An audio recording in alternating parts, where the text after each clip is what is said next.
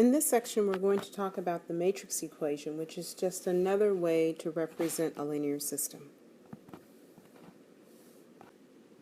When we first started learning about linear systems, we would see a linear system of this form, and we said that the most important question to ask when looking at this linear system is whether or not the linear system was consistent. So the question we'd ask is the linear system consistent? Then we saw that we could translate this linear system into a vector equation, which we see here. And then we could ask ourselves a new question, and that new question is, can the vector b, which is equal to 1, 3, be written as a linear combination of the vectors a1 and a2, which we see here? Or another way of saying the same thing is to say, is b an element of, that's what this symbol represents, the span of the vectors a1 and a2. So now we're going to see that we can write this linear system in another form, which is in terms of the matrix equation ax equal to b. So here you see that A is the coefficient matrix. So it simply contains the coefficients on the left-hand side of the linear system. So the coefficients are 2, -1 for the first row, -1, 4 for the second. The vector x contains the variables x1 and x2, and then of course b represents the constant vector. So now we can write this in terms of, or the linear system in terms of ax equal to b. So that equation would look like the following. We put the matrix, the matrix, which is the coefficient matrix, 2, -1, -1, 4, multiplied by the vector x, which contains x1 and x2, and we set that equal to the constant vector 1, 3 on the right-hand side. In this form, we can ask ourselves the following question. Can the vector b be written as a linear combination of the columns of A? So note that the columns of A are just the vectors a1 and a2 from the previous slide. So to write that would be to say that b is equal to x1 a1 plus x2 a2, which is exactly the same equation as the vector equation. Now note that the three questions that we pose, the first one being, is the linear system consistent? The second one being, can b be written as a linear combination of the vectors a1 and a2? And now this third question, can b be written as a linear combination of the columns of A, are all equivalent statements. Now we see that there are several different ways of representing a linear system. So first let's look at the linear system represented in the box. We can write it as an augmented matrix. We can write it as a vector equation, or we can write it as a matrix equation. This theorem tells us how to answer question 3, which says, can b be written as a linear combination of the columns of A? So the theorem says that ax equal to b has a solution if and only if b can be written as a linear combination of the columns of A. Hence, if we want to know whether or not b can be written as a linear combination of the columns of A, we must show that the linear system has a solution. Now we take our linear system and we write the augmented matrix for that linear system, which is given here, and put it into row echelon form. And so if you look at the row echelon form of the matrix, first of all, notice that it doesn't matter whether or not these elements or the pivots are ones. So as soon as I have it in the proper stair-step form, I can stop. I don't need to do any additional work. So now we see in row echelon form that indeed the linear system is consistent. All right, so now let's answer our three questions. The first question asks whether or not the linear system is consistent. So in this case, we see that the last column of the augmented matrix is not a pivot column. Since it is not a pivot column, then we know that the linear system is consistent. The second question was whether or not B was an element of the span of A1, A2. Remember, that simply means, can B be written as a linear combination of the vectors A1 and A2?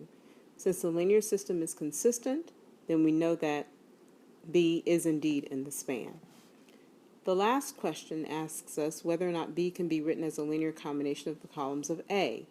Again, since the linear system is consistent, we can indeed conclude that this question also is correct. When we are dealing with the matrix equation I'm not writing very well here, AX equal to B. Notice that on the left-hand side of this equation, we have the product of a vector, X, with the matrix A. So on this slide, we're going to figure out how we perform a matrix vector product. So the first thing that you need to know is you can only do this if the number of columns in the matrix equals the number of elements or rows in the vector. So for example, let's look at this first one. We have the matrix 2, -1, -1, 4. We represent the size of the matrix by the number of rows by the number of columns. So in this case, we have 2 rows. So we say that this matrix is a 2 by, and 2 columns, 2. The vector has 2 rows, right, because it has 2 elements, and it has 1 column, so we call this a 2 by 1. So notice the last number here, which is the number of columns in the matrix, has to equal the first number here, which is the number of rows or elements in the vector. The result of this product is going to be given by these outer dimensions, 2 and 1. So the result of the product of this 2 by 2 matrix with the 2 by 1 matrix will be a 2 by 1 matrix. So let's now see how we actually perform this product.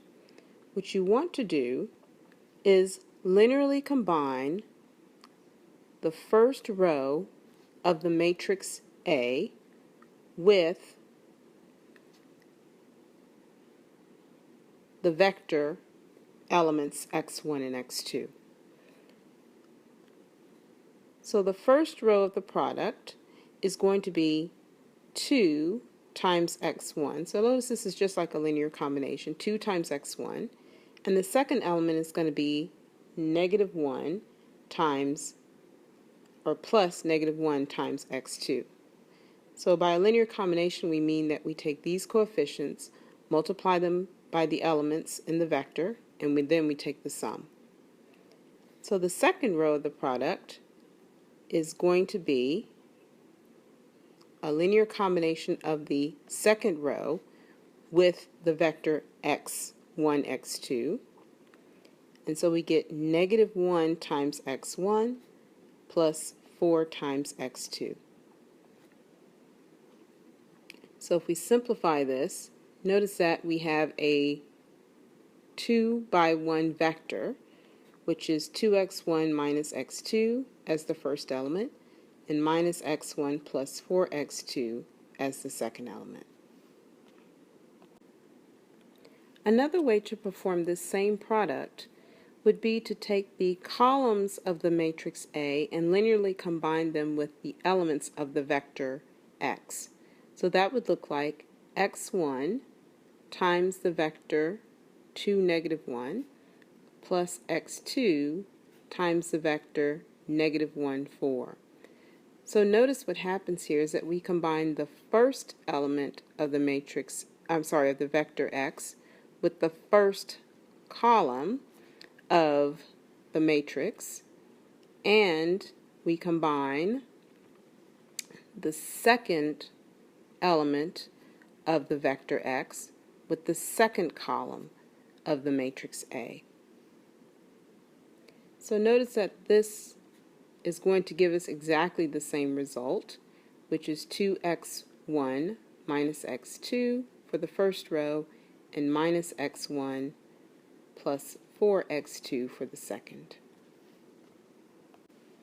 So now let's look at the second example. First, we want to see whether or not the product is possible by looking at the size of the matrix and the vector. So here we have a matrix with 3 rows. So it is a 3 by 2 because it has 2 columns, 3 rows and 2 columns.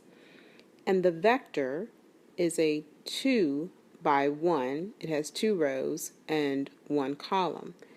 So notice that these inner matrix dimensions agree. So the number of columns of the matrix is equal to the number of elements in the vector.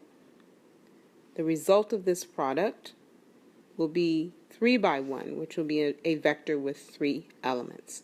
So now let's perform the product. So let's do it the way that we learned the first time, which is to take a linear combination of the first row of the matrix with the elements of the vector. So when we do that, the first row of this product will be 2 times negative 3 plus negative 2 times 2. The second element is going to be taking a combination of the second row with the vector, and when we do that, we get negative 1 times negative 3 plus 6 times 2. And for the last one, we get 4 times negative 3 plus negative 3 times 2. When we simplify this, we end up with the vector negative 10, 15, negative 18. Now we're going to perform the exact same matrix vector product, by taking a linear combination of the elements of the vector with the rows of the matrix. So the way we do that is we take the first element of the vector and we combine it with the first column of the matrix. So that will give us negative 3 times the vector 2, negative 1, 4, plus, now we take the second element, 2, and we combine it with the second column. So the result of that is the element 2 times the vector negative 2, 6, negative 3. If we simplify this, we have the vector negative 6, 3, negative 12, plus the vector negative 4, 12, and negative 6, which you see gives us the same result that we had previously, which is negative 10, 15, negative 18. So in the third example, again, the first thing that we want to do is make sure that the matrix vector product is possible. So here we have a matrix with 2 rows and 3 columns, so it's a 2 by 3, and we're going to take its product with a 3 by 1 vector. That is, it has 3 elements, 1 column. Notice that the inner matrix dimensions do agree. So the 3's agree. The number of columns of the matrix are equal to the number of elements in the vector, and the result of the product will be a 2 by 1 vector. It is the outer dimensions that we have. And so I would like for you to pause the presentation and attempt to do this problem both ways that you were shown.